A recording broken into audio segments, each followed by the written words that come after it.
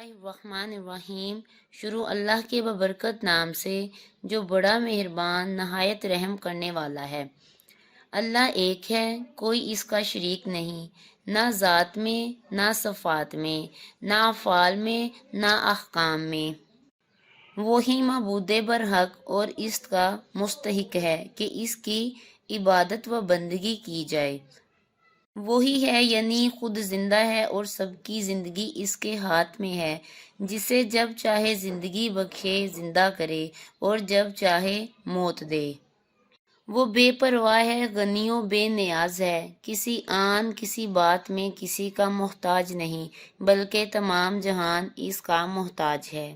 وہ علیم ہے، یعنی ہر چیز کی اسے خبر ہے، جو کچھ ہو رہا ہے یا ہو چکا ہے یا آئندہ ہونے والا ہے، سب اس کے علم میں ہے۔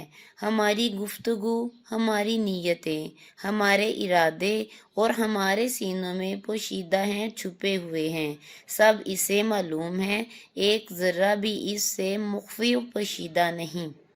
وہ بصیر ہے، یعنی ہر چیز کو دیکھتا ہے، کوئی چیز اندھیرے میں ہو خواہ اجالے میں، دور ہو یا نزدیک، بڑی ہو یا چھوٹی، اس سے چھپی ہوئی نہیں۔ السلام علیکم اسلامک اردو پوائنٹ کے ناظرین، امید کرتی ہوں کہ آپ سب لوگ خیریت سے ہوں گے۔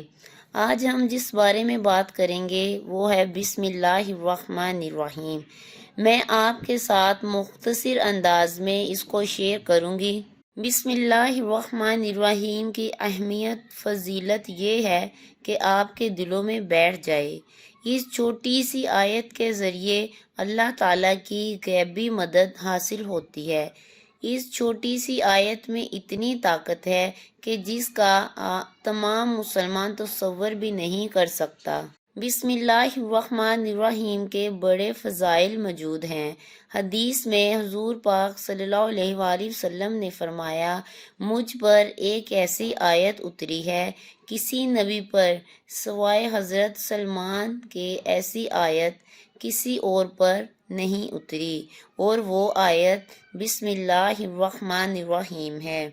حضرت جابر رضی اللہ تعالی عنہ فرماتے ہیں، جب یہ آیت اتری بادل مشرق کی طرف جھک گئے، ہوائیں ساکن ہو گئیں، سمندر بالکل ٹھہر گیا، شیطان پر آسمان سے شعلے گرے، اور پروردگار عالم نے اپنے عزت اور جلال کی قسم کھا کر کہا، جس پر میرا نام لیا جائے گا اس میں ضرور برکت ہوگی۔